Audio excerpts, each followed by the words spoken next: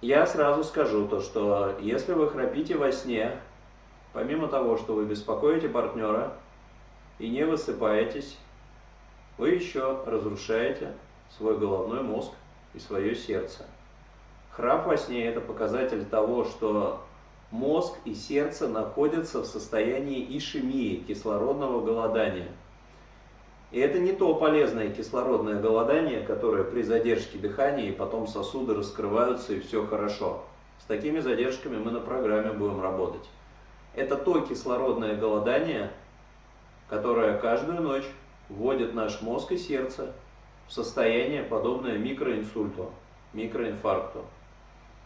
Да, немножко, да, незаметно, но за 10 лет накапливается ощутимо. И проживешь ты уже не до 120, как было заложено, а до 75, как у всех. Кто-то, может быть, скажет, ну и ладно, до 75.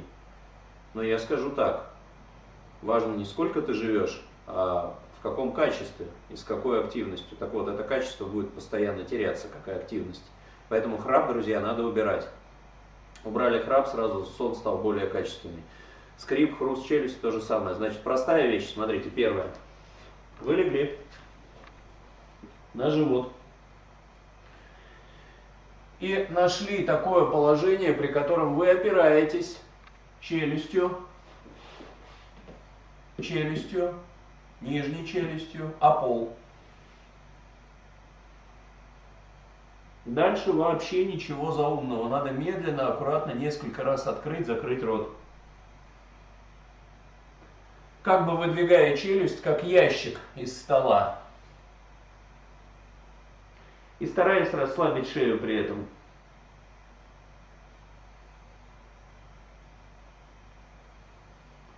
Если вы это делаете медленно, вы почувствуете, что происходит выравнивание давления на оба височно-нижнечелюстных сустава. Если это сделать медленно, медленнее, чем обычно. Вот оно прям выравнивается. Чем медленнее, тем лучше. И вторая вещь. Я сейчас покажу язык. Прошу прощения сразу. И вас тоже попрошу так сделать. Ваши языки я не увижу. Надо согнуть голову, выдохнуть, высунуть язык и постараться языком коснуться подбородка либо грудины.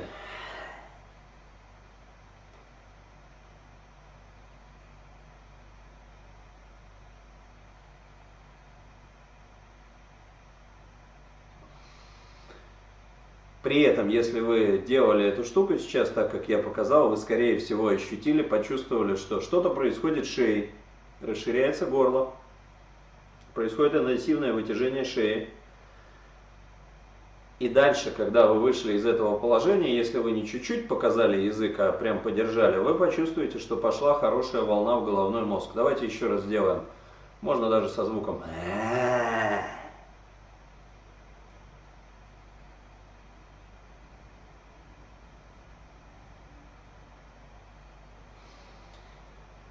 Наверняка кто-то не понял, я еще раз поясню. Необходимо подержать хотя бы 5 секунд состояние высунутого языка, втянутого живота и расширенного горла. Выдох, вывалили язык, втянули живот, согнули шею и держим, сколько можем, держим. Смысл не в том, чтобы быстренько показать язычок и спрятать, а в том, чтобы подержать. Давайте еще раз сделаем.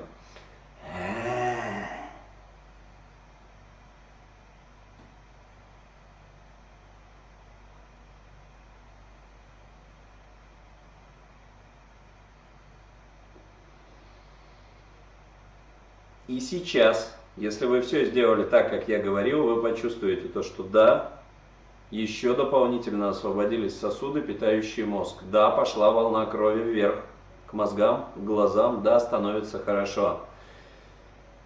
И если эту позицию, это адаптированный вариант позы льва делать хотя бы 12 раз перед сном и ложиться спать не наедаясь, храп потихоньку уходит.